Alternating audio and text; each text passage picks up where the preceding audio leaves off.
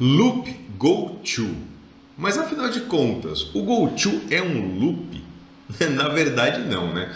O goTo, ele é um apontador. Ele vai apontar para uma linha específica do seu código. Dessa forma, o seu código não tem a obrigatoriedade de seguir a sequência linha a linha. Ele pode pular diretamente para aquela linha a qual o goTo está apontando e continuar a execução a partir de lá. Desta forma, então, é possível criar um efeito de loop com o goTo. Sim, isso é possível fazer. E aqui no canal nós temos muitas aulas sobre loops, né? Loop for each, loop for next. E muitos inscritos aí, o pessoal que acompanha aqui o canal, comentando sobre o loop goTo, que costumam trabalhar com o loop goTo.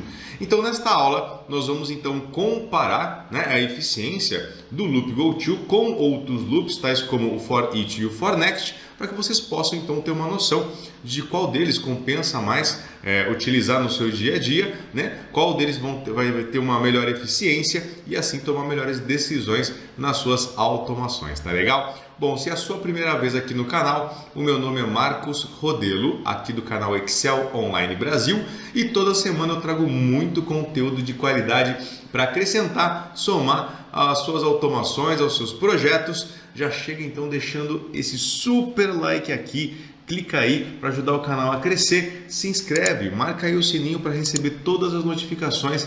Toda semana tem muito conteúdo bacana para você. Me acompanha aqui então nessa aula. Olha só, eu trouxe aqui uma planilha em branco, tá? Vamos lá para o Visual Basic Editor, vou pressionar Alt F11. No meu Visual Basic Editor eu vou inserir um módulo. Pronto, aqui está o meu módulo.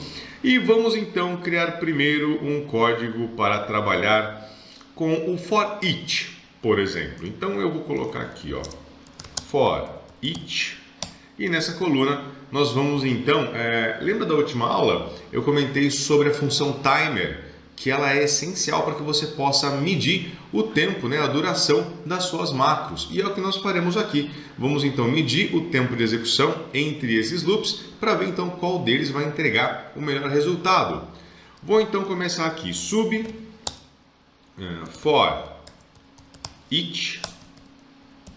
Primeira coisa que eu vou fazer aqui na minha macro, eu vou começar o timer, né? Eu não vou dimensionar as variáveis aqui para esses exemplos, para ficar mais objetivo. Então, x é igual a timer. Ok.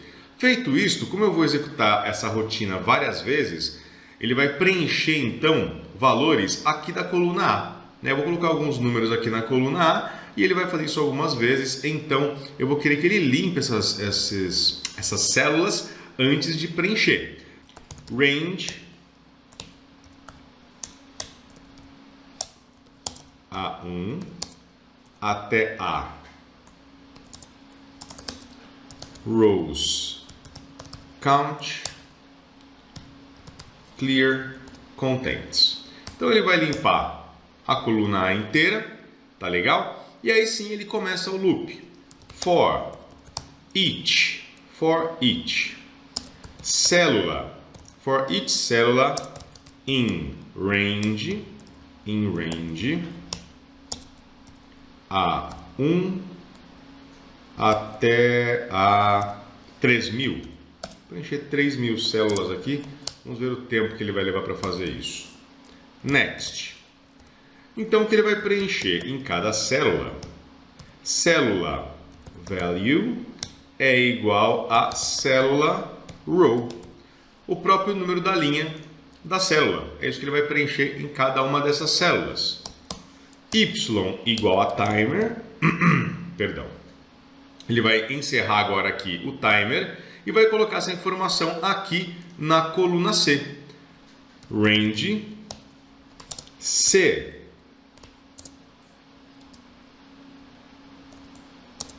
Rows count. End XLUp. Offset desloca uma linha para baixo é igual a y menos x. É isso aqui. Então, aqui ele vai até a última linha, né? Rows count, ele vai contar 1.048.576, vai subir com o Ctrl seta para cima e vai descer uma linha para baixo, tá? E vai colocar o resultado do y menos o x, que é o tempo de duração da nossa macro.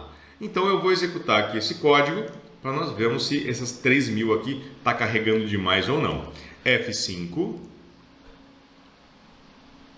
1,8. 1,8 é um bom tempo, é um bom tempo. F5 novamente.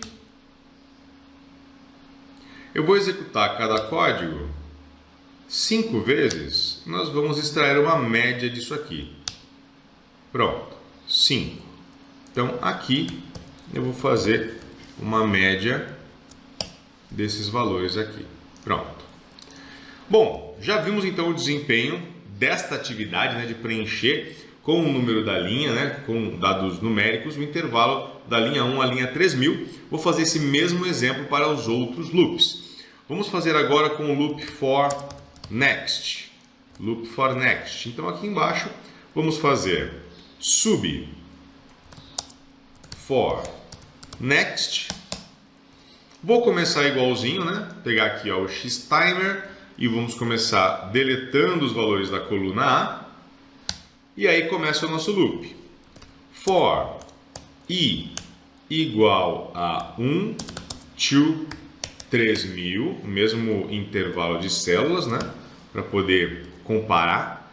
E aqui dentro ele vai colocar em cells i 1 igual a i.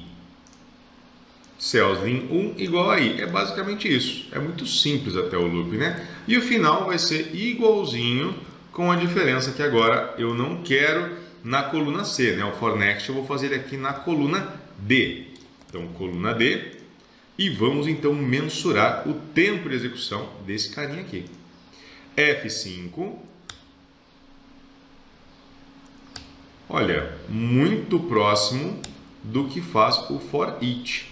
Tá? De um modo geral, o for each ele costuma ser mais rápido do que o for next, mas depende muito do que você está trabalhando, né? Aqui estamos fazendo um loop para preencher valores entre linhas, né? Entre células, mas esse loop ele pode ser entre objetos, pode ser entre gráficos, entre formas, entre planilhas. E aí vale a pena você medir, né, qual vai ter o melhor desempenho. Depende muito do que você está trabalhando. E também, como eu havia dito na aula que eu falei sobre o timer, né? Se você não viu essa aula, vou deixar o vídeo aí no canto direito superior para você assistir. Depende muito do que você está trabalhando naquele momento, né? Se hoje eu estou executando, mas eu estou com o Photoshop aberto, estou com umas 10 planilhas abertas, estou com um Outlook aberto, estou com um monte de aba de navegação aberta. Isso tudo vai consumir memória, vai consumir algum processamento. Então, o tempo de execução da macro também depende disso. Se você precisa que todo dia você tenha algumas macros aí que precisam ser executadas com alguma eficiência, fecha o máximo de aplicativos que você puder aí para que o computador possa dedicar, né, o seu processamento, a sua memória a esta ação. Tá legal? E por fim aqui vamos ver o GoTo. Como ficaria então o GoTo? Se ele vai ser melhor ou pior do que esse tempo. Sub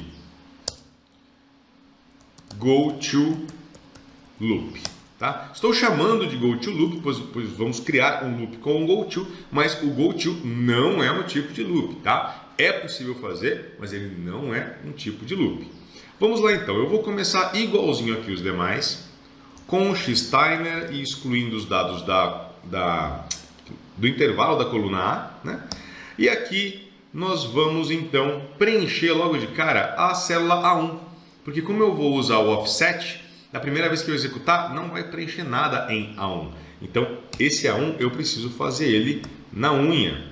A1 é igual a 1. Maravilha, só vou precisar colocar o primeiro. Coloquei o primeiro. Agora já entra o meu identificador aqui, que é o, deixa eu colocar aqui, repetir, 2 pontos. With, com range, a, concatena, rows count, ponto, end, xlup, foi até a última linha, subiu tudo, ponto, offset, desce uma linha, 0. Então, com esta célula aqui, né, ele vai bater lá no final, vai subir, vai descer uma linha, end with, e o que ele vai fazer aqui? O valor dessa célula vai ser a célula de cima, que é esse carinha aqui, ó. A célula de cima, valor mais 1. Então, aqui ele vai descer uma linha, mas a célula de cima, que no caso da primeira vez que ele executar é o A1, né, vai estar lá com o número 1, nós colocamos aqui em cima, e ele vai acrescentar mais 1 a este valor. E agora sim, se o valor for menor do que 3.000, então go to repetir, end if. Agora sim, isso aqui vai possibilitar que ele trabalhe como um loop, né? Cada vez que ele executar isso aqui, ele vê que o valor ele é menor do que 3.000, ele repete, volta aqui para cima e vai ficar fazendo isso até que o valor ultrapasse, que seja igual ou maior que 3.000. Feito isso, então, eu vou pegar as últimas duas linhas aqui da minha sub anterior, vou colar aqui embaixo, que é o Y-timer, e agora nós vamos acumular valores na coluna E. Coluna E. É isso aí. Vamos lá? F5. 2,095. Vamos executar 5 vezes, como fizemos com os loops anteriores. Olha, muitas vezes, tá? Isso aqui vai ser muito peculiar à máquina de cada um, ao projeto que você está trabalhando. Como eu disse, aos aplicativos que estão abertos nesse momento aí na sua máquina, tá? Então, por enquanto, o que nós temos é que o for each, nesse exemplo, olha só, ele acabou demorando mais em 3% do que o for next. E o go to acabou demorando 13,6% a mais em relação ao for next. Tá? Marcos, isso é uma regra? Sempre vai ser assim? Não. Tá? Neste exemplo que eu fiz aqui, deu essa diferença. Eu já havia feito esses testes outras vezes, nos quais realmente o for each e o for next foram muito mais rápidos do que o go to. Tá? Aqui eles foram sutilmente mais rápidos, mas em geral eles são mais velozes que o go to, mas depende da proporção. Nos exemplos que eu fiz anteriormente, o go to foi muito mais lento. Tá? Foi muito mais lento. Aqui ele foi sutilmente mais lento, então para a quantidade de loops que foi feito aqui, né, de 3.000, eu acho indiferente, né, você trabalhar com um ou outro.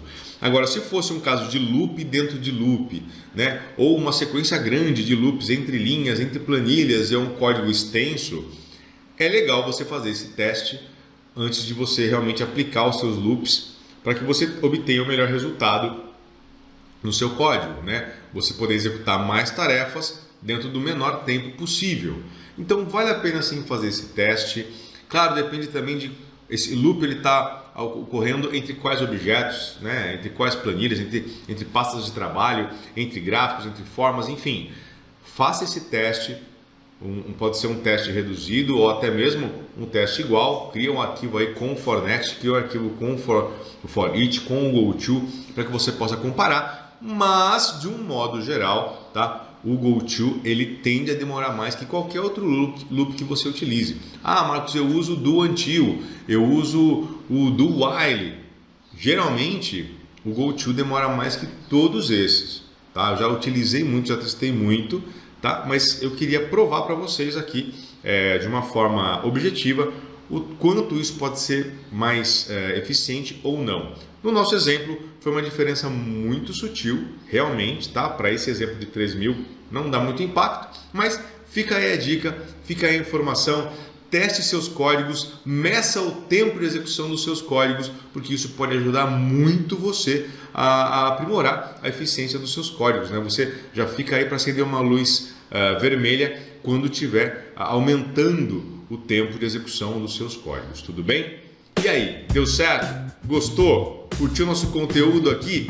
Espero que tenha sido de grande valia, que isso te ajude muito a desenvolver os seus projetos. Já deixa seu like aqui nessa aula, curte aqui o nosso vídeo, se inscreve no canal, marca o sininho para receber todas as notificações e eu te vejo na nossa próxima aula.